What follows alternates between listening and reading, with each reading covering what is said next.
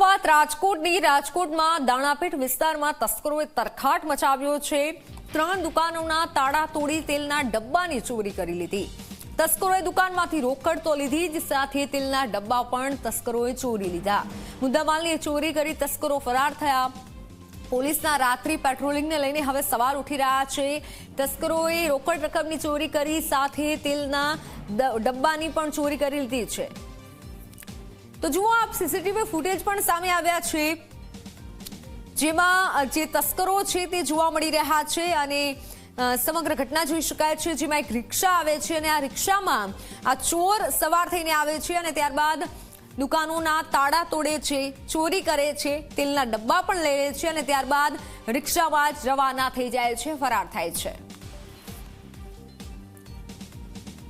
સતત ખાદ્ય તેલના ભાવ છે તે વધી રહ્યા છે ને તેની વચ્ચે રાજકોટમાં તેલના ડબ્બાની ચોરીની ઘટના છે તે સામે આવી છે। રાજકોટના દાણાપીઠ વિસ્તારની અંદર અત્યારે અમે ઉપસ્થિત છીએ ને જ્યાં નિમિષ ટ્રેડર છે કે તેની અંદર જે અંદાજિત 15 જેટલા ડબ્બા છે તેની તેલની ચોરી છે તે થઈ છે। આપણી સાથે અહીંના જે દાણાપીઠના વેપારી સંદીપભાઈ છે તેમની સાથે વાત કરીશું। સંદીપભાઈ, સતત તેલના ભાવ વધી રહ્યા છે તેની વચ્ચે તસ્કરો પણ બેફામ બન્યા છે। દાણાપીઠમાં જે દુકાનો આવેલી છે તેની પેટ્રોલિંગ થવું જોઈએ। શું તેલનો ભાવ ચાલી રહ્યો છે અને જે ચોરીની ઘટના બની છે આને તમે કઈ રીતના જોઈ રહ્યા છો? કપાસિયા તેલના અંદાજે 2200 થી 2250 નવા ડબ્બાના ભાવ છે। સિંગ તેલના 2550 થી 2750 સુધીના ભાવ છે। તેલના ભાવ વધી રહ્યા છે એની સામે ચોરો પણ અત્યારે તેલ ચોરવા માંડ્યા છે કે દુકાનનું અડધી રાત્રે શટર ખોલીને કોઈ પણ જાતના પોલીસના ડર વગર તેલના ડબ્બા, ઘીના કાર્ટૂન, ખજૂરના કાર્ટૂન વગેરેની ચોરી કરે છે। વેપારીમાં પણ અત્યારે ડરનો માહોલ છે કે ભાઈ રોજ દુકાને બેઠા હોય, લાખો રૂપિયાનો કેશનો બિઝનેસ કરતા હોય, બેંકમાં જતા હોય, લોકો પોતા પર નજર રાખીને રાત્રે પછી આવીને આ રીતે કરે છે તો સખત પેટ્રોલિંગની જરૂર છે। ચોરોને તાત્કાલિક પકડીને આકરી સજા દેવાની જરૂર છે। ખાસ ખાદ્ય તેલ, ખજૂર આવી બધી વસ્તુની ચોરી શા માટે?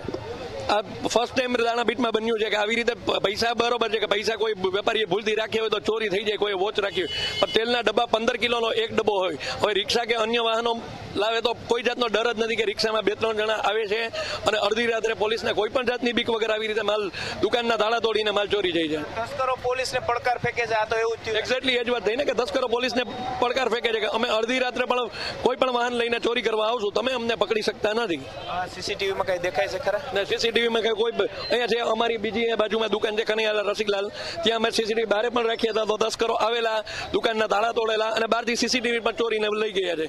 ચોક્કસ જ સંદીપભાઈનું સ્પષ્ટ કહેવું છે કે તસ્કરો છે તે બેફામ બન્યા છે અને રાજકોટ શહેરની અંદર હવે વેપારીઓ છે તે તસ્કરોના નિશાને છે તે જોવા મળી રહ્યા છે। ખાસ કરીને દાણાપીઠ જેવી મોટી બજાર હોય કે ત્યાં પોલીસે પેટ્રોલિંગ સતત રાત્રિના સમયગાળા દરમિયાન કરવું જોઈએ, તેને બદલે પેટ્રોલિંગ થતું નથી અને તેને કારણે તસ્કરો છે તે બેફામ રીતે કોઈના ડર વગર ચોરી છે તે કરી રહ્યા છે। તેલ અને ખજૂરની ચોરી થઈ છે।